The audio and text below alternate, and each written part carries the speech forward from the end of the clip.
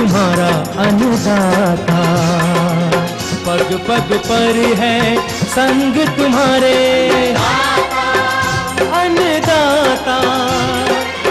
लहू किसानों का बन के पसीना सींचता है धरती का सीना। मेहनत का तेरी हक दिलवाने, नई तकनीक नई खोज बताने। पशुधन को गुणवान बनाना, पौध सुरक्षा को सिखलाना, खेती के सब गुर समझाने, भारत का सरताज बनाने। आठों पहर है संग तुम्हारे अन्नदाता, अन्नदाता।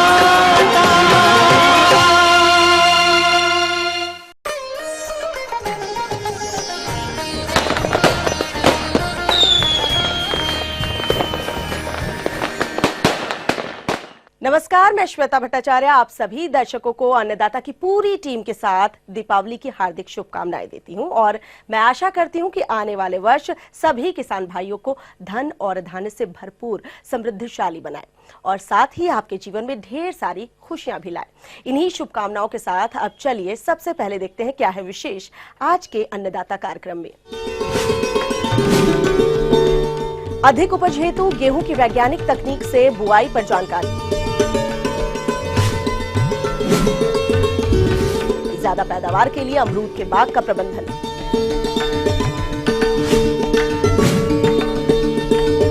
बायोगैस बनाने की विधि और उपयोग।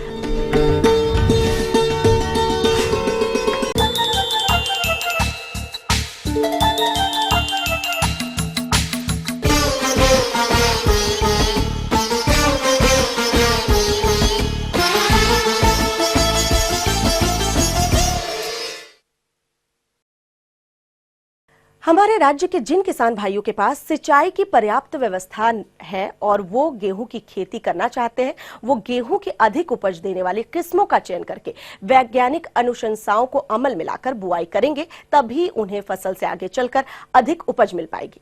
तो गेहूं की वैज्ञानिक तरीके से बुआई के विषय पर विस्तार से जानकारी दे रहे हैं कृषि महाविद्यालय बिलासपुर के प्रमुख वैज्ञानिक डॉक्टर अजय प्रकाश अग्रवाल। हमारे छत्तीसगढ़ के किसान भाई जो धान काटने के बाद गेहूं बोते हैं, उनके लिए ये है कि वो अतिशीघ्र धान की कटाई कर लें। ऐसे किसान जो कि सोयाबीन लगाते हैं, उन सोयाबीन लगाने वाले किसान तो सोयाबीन की कटाई कर चुके हैं और उनके लिए ये बहुत ही अच्छा समय है कि वो गेहूं की बुआई जल्द से जल्द कर लें।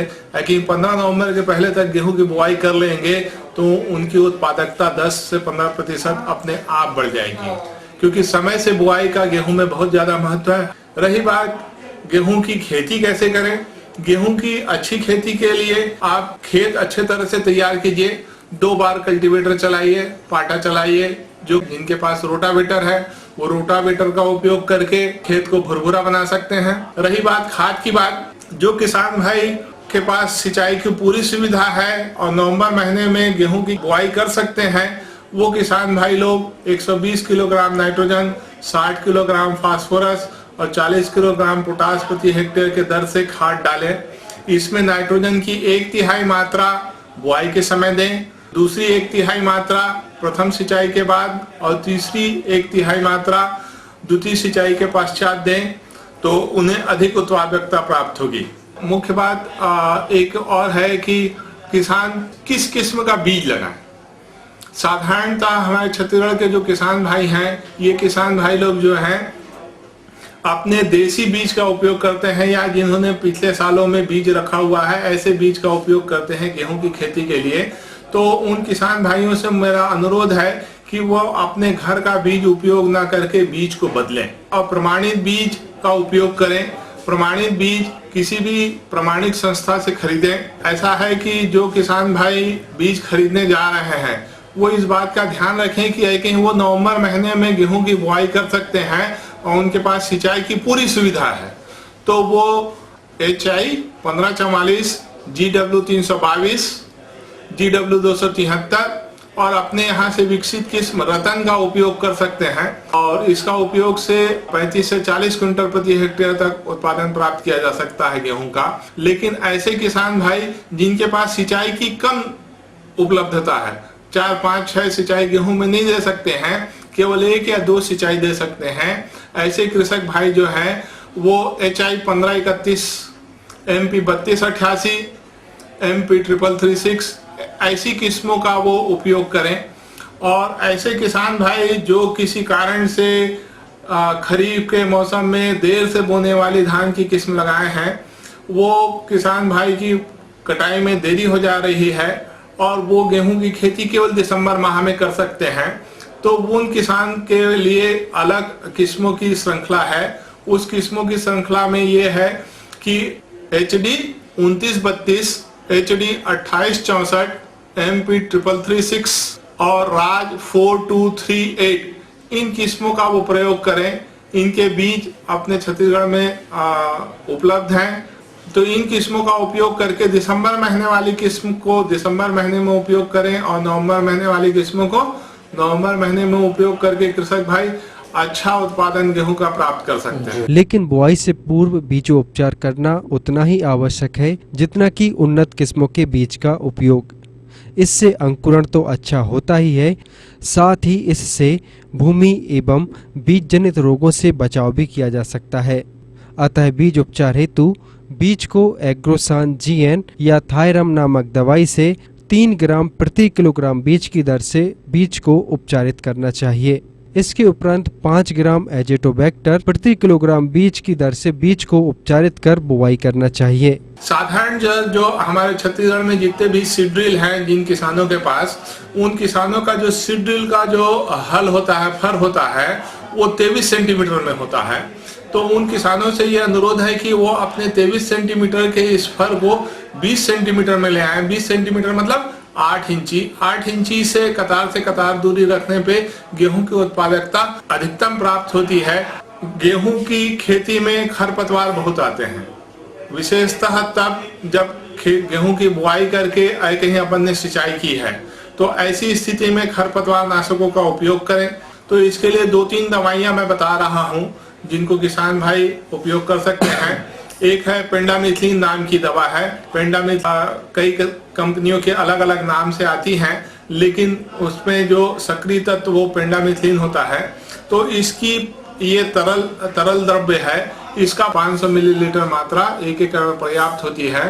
तो गेहूं की बुआई के तुरंत बाद 500 मिलीलीटर मात्रा को 1 एकड़ में 300 लीटर पानी के साथ मिलाकर छिड़काव कर दें, तो इससे गेहूं केवल फसल उगेगी और गेहूं के साथ अन्य जो नींदा है वो नहीं उगेंगे। ये थी कुछ उपयोगी जानकारियां। अब लेते हैं एक छोटा सा ब्रेक, जल्द लौटेंगे और कार्यक्रम में आगे हैं महत्वपूर्ण जानकारियां। बने रहिए हमारे साथ।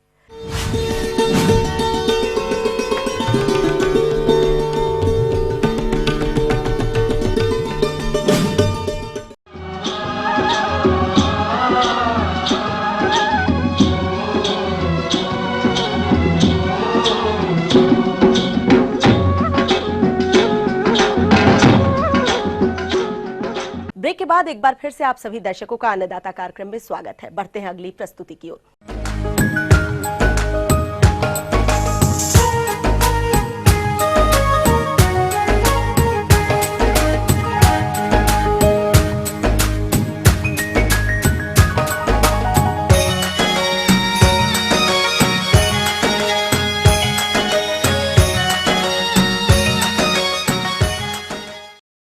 हमारे राज्य के जिन किसानों ने अमरूद के बाग लगा रखे हैं, वो इन बागों से अधिक लाभ तभी ले सकते हैं जब बाग की देखरेख और प्रबंधन वैज्ञानिक तरीके से करें। तो अमरूद के बाग का प्रबंधन कैसे करना है, आइए जानते हैं कृषि महाविद्यालय बिलासपुर के उद्यान वैज्ञानिक डॉक्टर संजय कुमार वर्मा से। अभी किसान भाई अपने जो भी अपने बगीचे में अमरूद की खेती लगाए हुए हैं, तो खरपतवार के लिए किसान भाई आप कोशिश ये करें, छोटे छोटे पावर टिलर आते हैं, उससे भी आप जो आपके बगीचे हैं अमरूद के, उसमें आप पावर टिलर चला के भी खरपतवार को नियंत्रण कर सकते हैं। और इसके साथ साथ खरपतवार नाशक जो दवा है आपके ग्लाइसेल है, आप उसको भी अगर आप उसमें डालते हैं तो उसका भी नियंत्रित अच्छे तरीके से कर सकते हैं। खाद प्रबंधन की बात करें तो किसान भाई ये चीज को हमें ध्यान रखना है कि गोबर की खाद को गोबर की खाद कम से कम, जैसे आपके 3 साल के पौधे हैं, 3 साल से लेके 5 साल के पौधे हैं, तो आप कम से कम उसमें 3 से 4 टोकरी FIM की खाद देना है। और यूरिया, फास्फोरस और पोटास को कम से कम 50-50 ग्राम तीनों की मात्रा को मिलाकर, कि जो भी पौधे के आपकी कैनोपी एरिया है, आप देखेंगे जो भी पौधा है वो चारों तरफ से उसकी देख लीजिए छाया कितनी पड़ती है, उसका एक कैनोपी एरिया उसके चारों तरफ बनाए, ताकि जो भी आप खाद देंगे, गोबर खाद देंगे या यूरिया, फास्फोरस, पोटास देंगे, तो वो ज़्यादा से ज़्यादा उसमें आप चारों तरफ उसको छिड़क कर डालिए और उसके बाद निंदाई गुड़ाई कर दीजिए, तो और उसके बाद तुरंत सिंचाई करिए, तो इससे आप देखेंगे काफ़ी अच्छा उत्पादन हमारा आएगा। सिंचाई के बारे में किसान भाई, हमको थोड़ा सा बहुत ज़्यादा इसमें पानी की आवश्यकता तो नहीं पड़ती है, लेकिन अभी फल देने का समय आ गया है, उसमें फल बनने लगे हैं, तो ऐसी स्थिति में अगर पानी की कमी होगी तो फल झड़न की समस्या भी होती है। तो पानी देख ले, अगर पानी अगर नहीं दिए हैं तो किसान भाई उसमें पानी रिंग बेसिन से बनाकर उसमें सिंचाई करें, और कम से कम मौसम में या मिट्टी की नमी को देखते हुए 10 से 15 दिन के अंतराल में आप उसमें सिंचाई करें, और पानी उतना दे जितनी उसको आवश्यकता है। पानी का जमाव किसी तरीके से वहां पर किसान भाई ना होने दे, इस चीज़ का विशेष ध्यान दे।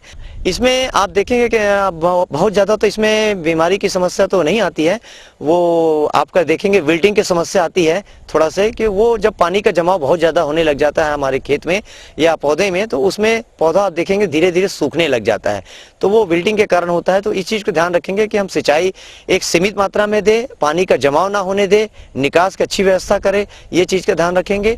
और कीड़े में अगर फ्रूट फ्लाई अगर आता है किसान भाई, तो इसके लिए जो कीटनाशक दवा है आप उसका भी स्प्रे कर सकते हैं, छिड़काव करेंगे तो उसको भी नियंत्रित किया जा सकता है। तने में भी आपने देखा होगा किसान भाई, तना छेदक टाइप का उसमें कीड़ा लग जाता है, तो इलरबेल जो बोलते हैं अपन इसको, तो इसको कंट्रोल करने के लिए अगर छेद दिखते हैं तो किसान भाई उसमें ये चीज़ ध्यान रखें कि मिट्टी तेल रुई में डुबो के या पेट्रोल है जैसे रूप है, उस छेद को बंद कर दे उसमें रुई से डुबो के, तो उससे भी आपके जो कीड़े हैं उसको नियंत्रित किया जा सकता है। जैसे देख रहे हैं किसान भाई कि मौसम ठंडी है, लेकिन समय समय पर मौसम का भी बदली आना, बीच बीच में पानी गिरने की भी समस्या है, तो ये थोड़ा सा हमारे उत्पादन को प्रभावित कर सकता है। बस किसान भाई अगर पानी गिरता है तो इस चीज़ का ध्यान रखें कि पानी का जमाव खेत में ना होने दें। तो इन सब बातों का अगर हम ध्यान रखते हैं तो काफ़ी अच्छा उत्पादन मिलेगा और हम बाजार में भी उसको बेच के अच्छी आमदनी प्राप्त कर सकते हैं।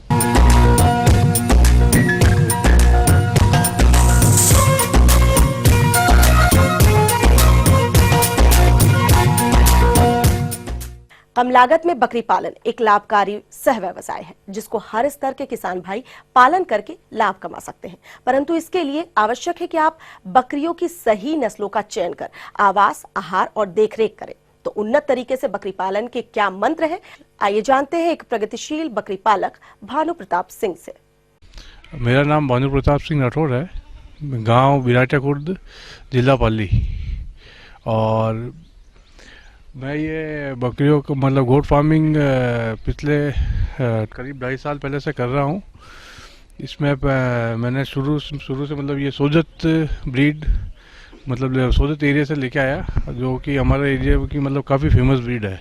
मेरे पास अभी करीब 180 के आसपास जानवर हैं, करीब 40 मेल हैं, बाकी सारी फीमेल्स हैं। 40 तो मतलब छोटे हैं बच्चे, मतलब 3 से 6 महीने के बीच में, और करीब 20 से 25 बकरे हैं। इसमें मतलब ये आपके सिरोही एंड जमनापारी सोजत दोनों की मिक्स ब्रीड है। ये एक दिन का इनका जो खर्चा है, मतलब एक के ऊपर 20 से लगाकर 30 रुपये का खर्चा आ रहा है। मतलब खर्चे के कंपैरिजन में भी बढ़ जो रहे, ये करीब आपके 30 रुपये खाते हैं तो मतलब 60 रुपये का बॉडी वेट गेन कर लेते हैं। मतलब 50% तो मार्जिन आ रहा है हमारा भी। कलर तो इसका आपका जमनापारी का है, गर्दन जो है लंबी वो भी आपके ये साइज देख सकते हो आप, गर्दन की ये उससे जमनापारी की है।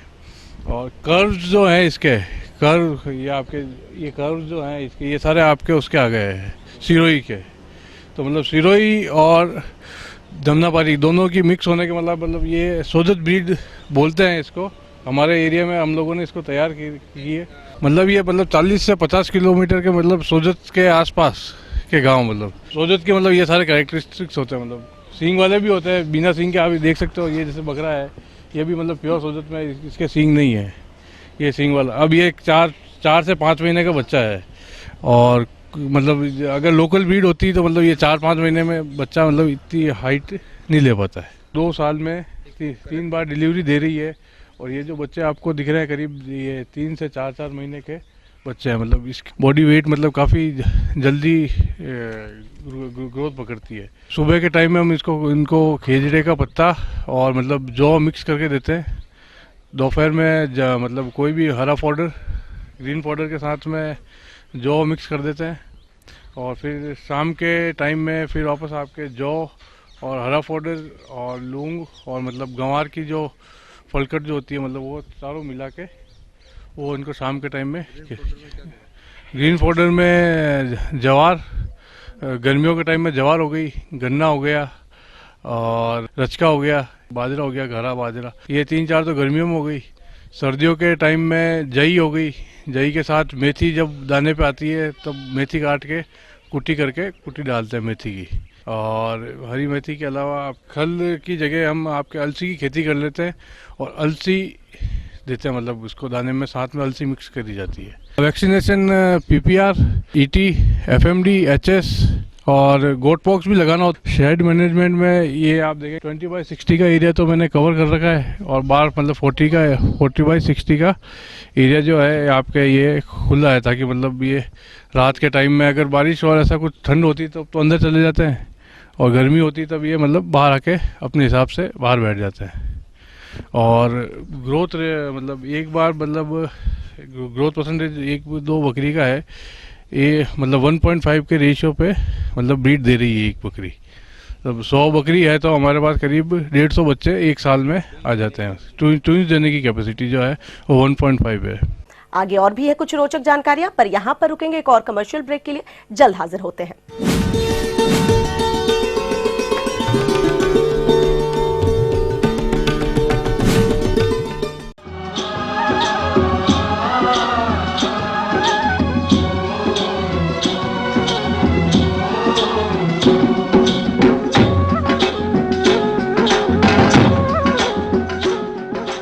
ब्रेक के बाद आप सभी दर्शकों का स्वागत है। चलिए अब रुख करते हैं अगली कड़ी की ओर।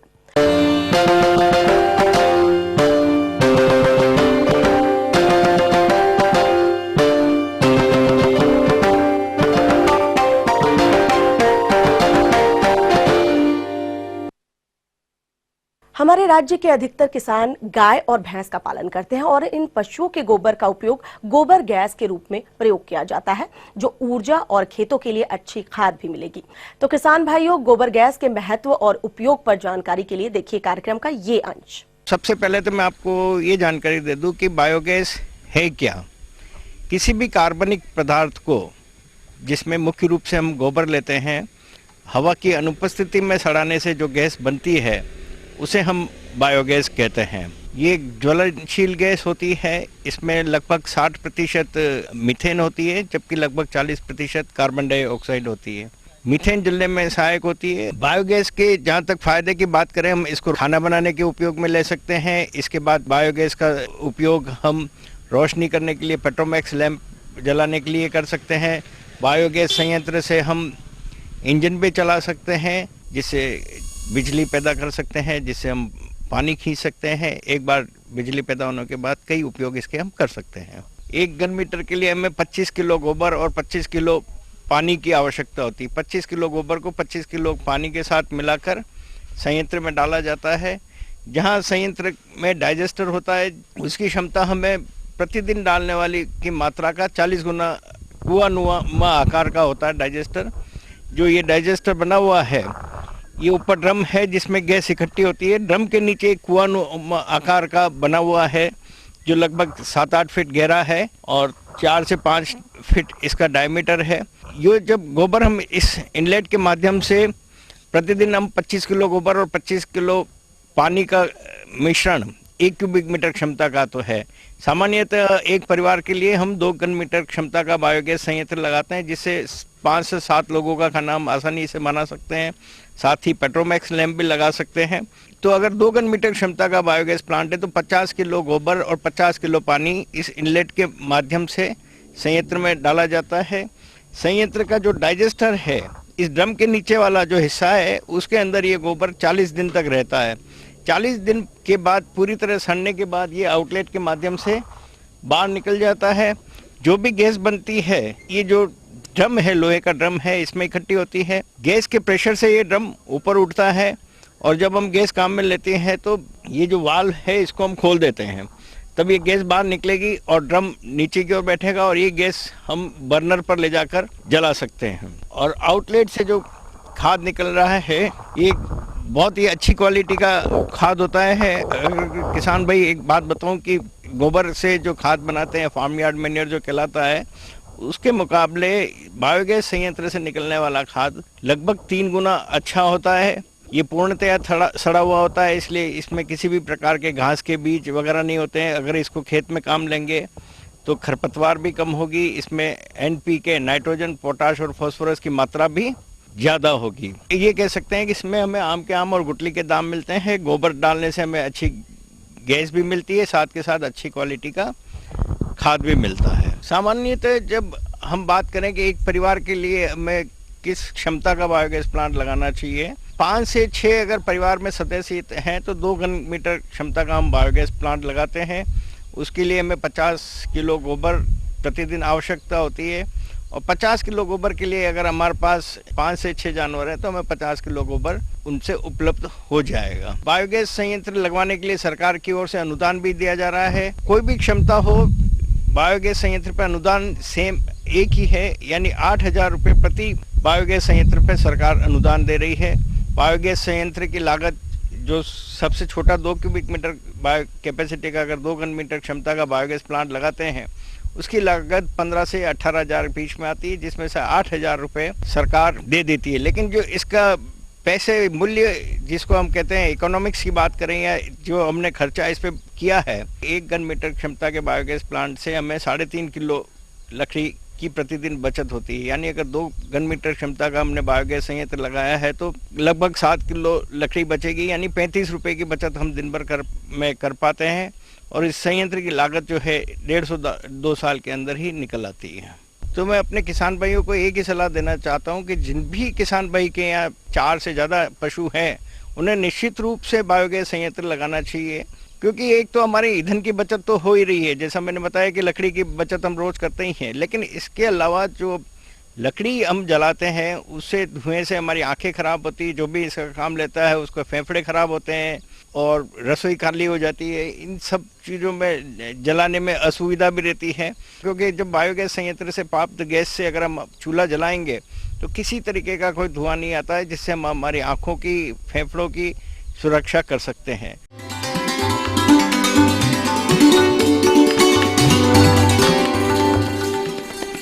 अन्नदाता हेल्पलाइन निशुल्क फोन संपर्क सेवा के माध्यम से आपके द्वारा पूछी गई समस्याओं में से 1 या 2 महत्वपूर्ण समस्याओं को हम अपने कार्यक्रम में शामिल करते हैं। इसी के तहत आज का चयनित प्रश्न और उसका जवाब इस प्रकार है। अन्नदाता निशुल्क फोन संपर्क सेवा के माध्यम से पूछे गए प्रश्नों में से आज हमने जिस प्रश्न को कार्यक्रम में शामिल किया है उससे पूछा है ग्राम करकबेल, जिला नरसिंहपुर के कृषक जितेंद्र पटेल ने। यह धनिया की वैज्ञानिक बुवाई विधि के बारे में जानकारी चाहते हैं। तो जितेंद्र पटेल जी, आपकी जानकारी हेतु प्रस्तुत है कार्यक्रम का यह अंश। धनिया एक वर्षीय शाकीय पौधा है। इसका उपयोग हरी पत्तियों तथा बीज मसाले के रूप में किया जाता है। धनिया का उपयोग विश्व में भारत, बर्मा, दक्षिण एशिया के देशों इंडोनेशिया, थाईलैंड, इसी के साथ साथ दक्षिण अफ्रीका, टर्की, पाकिस्तान इत्यादि देशों में बहुतायत रूप से किया जाता है।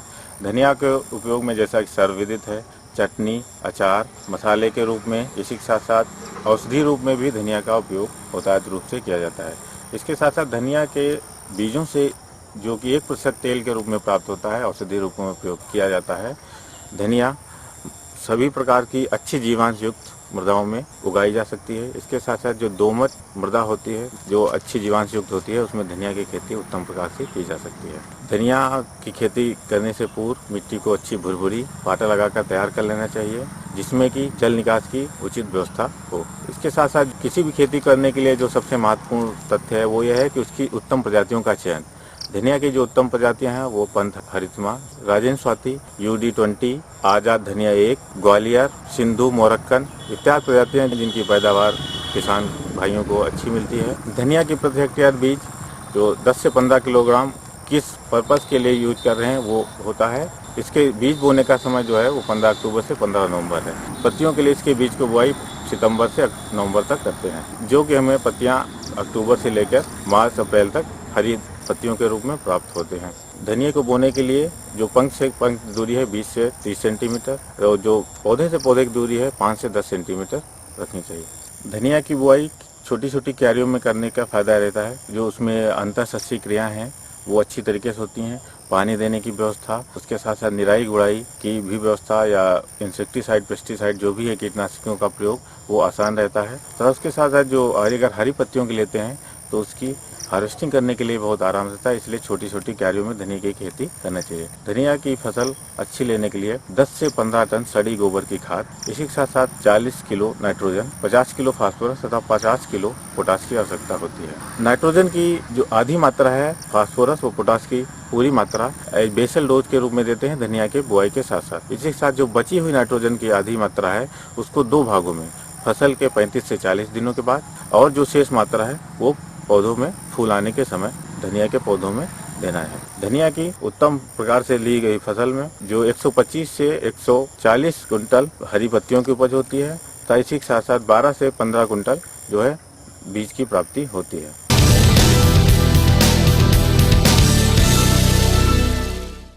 राज्य की विभिन्न मंडियों में कृषि उत्पादों के चढ़ते उतरते बाजार भाव की संक्षिप्त जानकारी इस प्रकार है।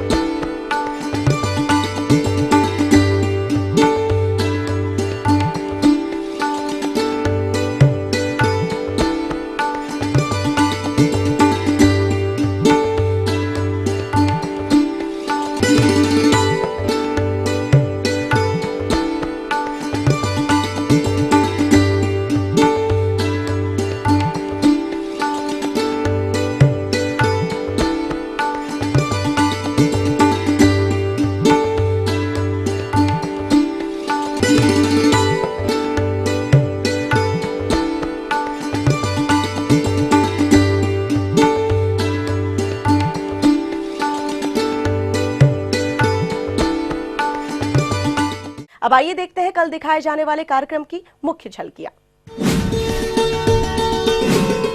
अधिक उपज हेतु अंगूर के बाग में किए जाने वाले कार्य।